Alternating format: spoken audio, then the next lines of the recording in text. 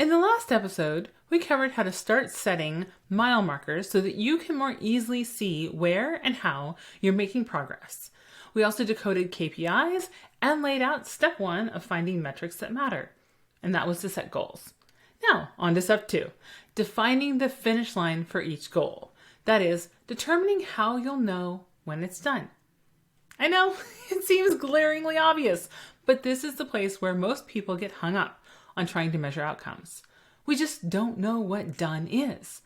Many times, the reason for this is because our goals are too broad and generic, and even when we try to be more specific, like updating the website this quarter, or putting a sales process into place by the end of April, the finish line is still fuzzy.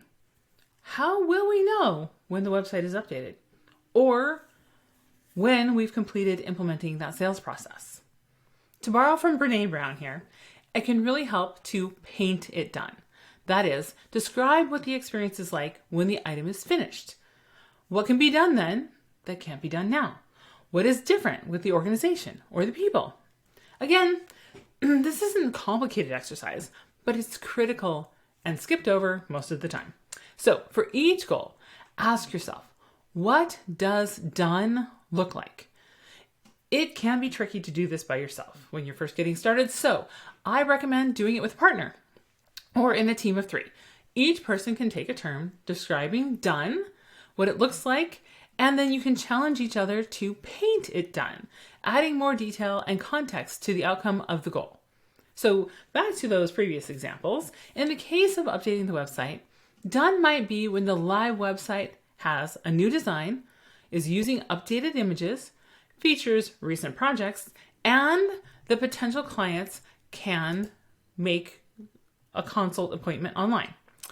In the case of putting a sales process in place, done might look like there's a written document outlining the sales process, and all salespeople have reviewed it and given feedback. In each of those cases, you'll notice very specific outcomes and examples.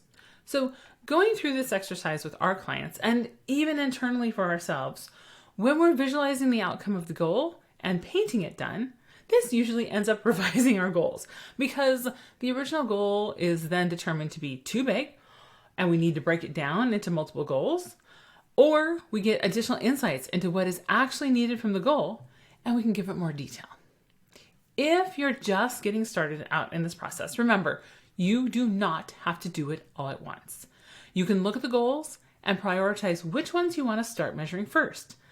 I suggest choosing one and then going all the way through this process with that one goal so that you can start collecting data and measuring for that goal. Once that's done, you can go through the steps again for additional goals. Do you need help or do you want a written guide? No problem, we've got you. Head on over to FieryFX.com/5 steps to download a worksheet to help you define the metrics that matter to your business and success. Tune into the next episode for step 3 of the 5-step process to discover the metrics that matter. Worried you'll miss it? Do your future self a favor.